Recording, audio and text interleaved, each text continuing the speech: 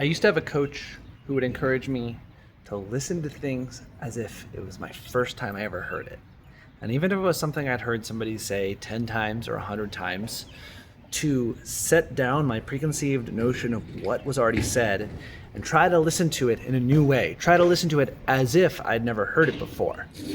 And I think that that's such a powerful piece of advice. And today I wanted to talk about how people can be too smart to actually learn and implement music and music lessons because they are smart enough to know kind of what's supposed to happen, but they don't let themselves be humble and be dumb and work on it in a basic way. So if you're ever studying music with someone, if you're ever watching a video on music or really anything for that matter, if somebody says something that you've already heard before, try not to let that feeling of, oh, I already know this, give me something new. Try to push that feeling away and try to actually hear it and act as if you've never heard it before. For example, one of the biggest pieces of advice I share with students on improvising is to play less and make sure everything you play counts. Make sure you're leaving space and you're not just playing a run-on sentence of ideas. Now, if you've studied jazz or improvisation at all, with any amount of seriousness, you've heard that piece of advice before. If you've played for somebody to give you feedback, they've given you that advice. And I want you to check in with your body. And when somebody tells you, oh, you should leave some space and not play around on ideas, let go of that tightness that forms. Let go of that, oh, I already know that, give me something else. And actually sit there and say, what if I don't know that? What if I need to hear that in a new way? What if I take in that information as if I've never heard it before? And if you can listen to advice in that way, one, you'll be at peace a lot more. You won't be so anxious when somebody tells you something new or tells you something old. You can treat it as if it's something new, but also it'll help create the space for humility for you to actually learn the things you're supposed to learn. And I find a lot of times students handicap themselves by basically being too smart. And you give them an exercise and maybe they've done an exercise like it before, or they can see what the end result of the exercise is supposed to be, and then they kind of use that as a proxy for actually putting the hours in and working on the exercise. And nothing can replace that. You can't just information your way into knowing how to play piano. You can't really do any shortcuts. So if you get an exercise from a video, from a teacher, from a book, do it all the way. Do the baby version of it. Work on it until your eyeballs fall out of your head. I said this the other day, I'll say it again, and if you watch my other video, listen to this like it's the first time you've heard it. Practice something basic like the C scale or a nursery rhyme melody. Play it until your brain falls out of your head. Because what will happen is a new brain will show up that will actually enjoy playing the C major scale. And I know what can happen is you can look and say, the secret is learning how to play all my chords and all their inversions in all 12 keys. And you could be smart enough to see that, I can imagine being able to do that, and I can imagine what's open to me. And it's kind of screwed up because you'll get the dopamine reward of knowing you're smart enough to figure that out, and then feel like you don't need to work on it or cheat, kind of work on it just a little bit. So act like when you hear something, it's your first time hearing it, and then even when somebody gives you an exercise, treat the exercise like you're an idiot. Seriously, go into it like you're just fucking stupid. And don't assume anything going into the exercise, and play it in the most basic way you can. Because what you'll find in there, I can't tell you what you'll find, but I can tell you when I've done stuff like that, I've found simple little eureka moments I never would have realized. Playing triads and moving through fourths. You see, it's up a fourth. Well, my middle note of the triad, I do have a keyboard here, is right next to the note of fourth above. You'll find things like that. You'll realize, wow, when I'm playing fifths, it's always white key to white key or black key to black key, except when you're dealing with B flat and B. Things like that. You find these little connections, these little aha moments by being willing to put in lots of reps on the simple thing and treat the simple thing like it's like giving some treating it like it's sacred, like giving it reverence, saying, wow, this really basic exercise is gold. It's worth $1 million. Let me slow down. Imagine if you spent $10,000 on a one-page booklet on how to play piano. You would probably take that really seriously, right? If you spend $10,000, do you think you'd just glance through it? Or do you think you'd read it real slow?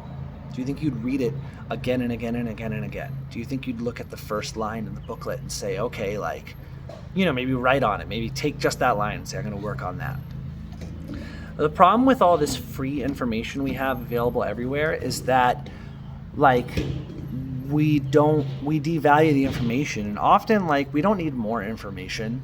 If you're into piano, you probably actually don't need more info so much as you need to take the info you already have and make sure your fingers understand how to do it.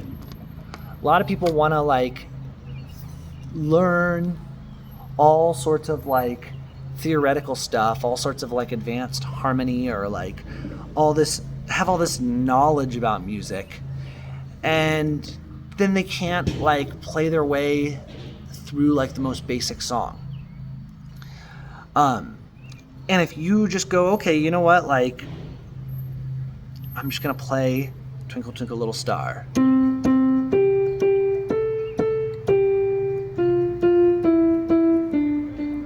And I'm not gonna be mad that I'm playing a kid's song. I'm not gonna think this is below me because I've been playing piano X number of years. Instead, I'm just gonna make sure I can actually make it beautiful. Make sure I can play it effortlessly. Notice how I have no effort and I'm playing Twinkle Twinkle? I could put that in a different key. I'm looking at you guys. It's effortless. I know I could play this 10,000 times in a row, and I would play it perfectly 10,000 times in a row.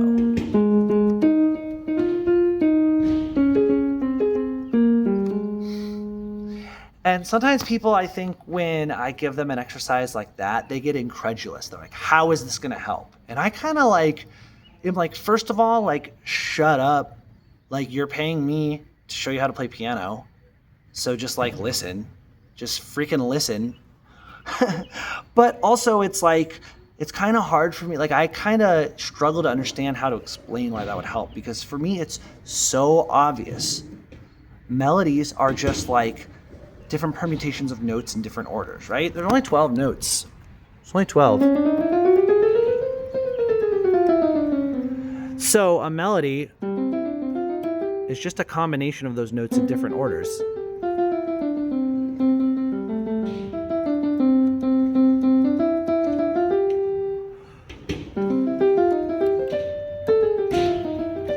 So even when I'm improvising, that was just an improvised thing. Imagine, can you even see this? Let's see. Ooh, it's super dark. This is kind of a vibe. If I'm improvising,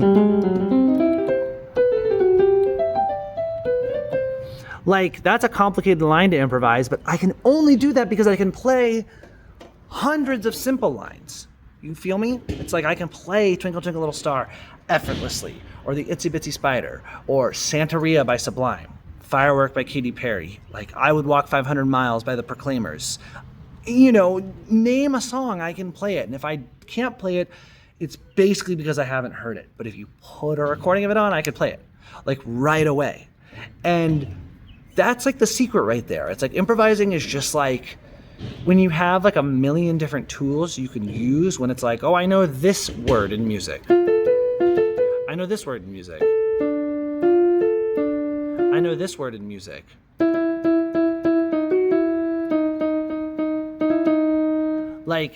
It's just like having Legos, right? Every little melody I can play is like another Lego.